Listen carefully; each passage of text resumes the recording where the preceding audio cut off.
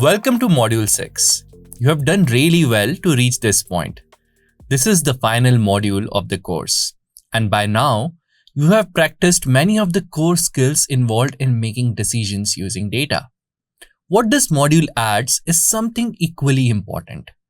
We delve into the various aspects of data governance. Let's do a quick recap.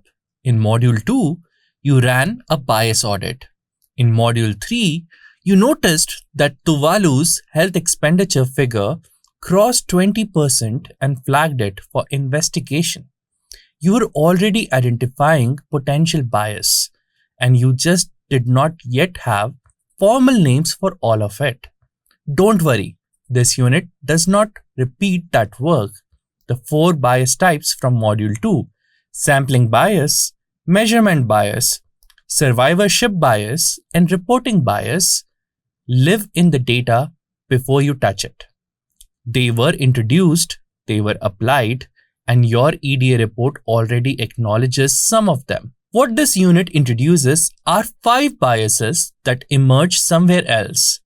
In you, the analyst, during analysis, during interpretation, during communication. Let me show you what they look like in your own work. Let's first start with confirmation bias. The analyst unconsciously looks for patterns that confirm a belief already held. Your Module 3 line chart showed Bangladesh improving most. Did you equally investigate which countries improved least? Or did your analysis naturally move towards the positive trends? That is confirmation bias doing its quiet work. Second, anchoring bias. The first number you see becomes your reference point for everything after. You saw Afghanistan's life expectancy of 54.8 years in 1999. That anchor made the positive 8.1 year gain look enormous, but anchored against Japan at 80.5 years, the gain looks different. A significant remaining gap rather than a success story. Same data, different anchors, different conclusion. Third, availability bias.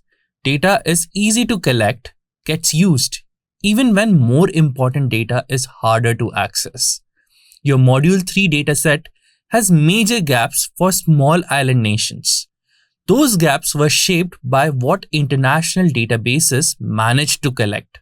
The analysis shows what was available, not necessarily what was most important. Fourth, automation bias. Trusting automated outputs more than they deserve. In Module 3, Unit 4, you ran 6 AI prompts. If you accepted the AI's statistics without checking the denominator and without verifying the mean was based on 1170 values instead of 2097, then you showed automation bias. The AI sounded confident, but the confidence does not guarantee accuracy.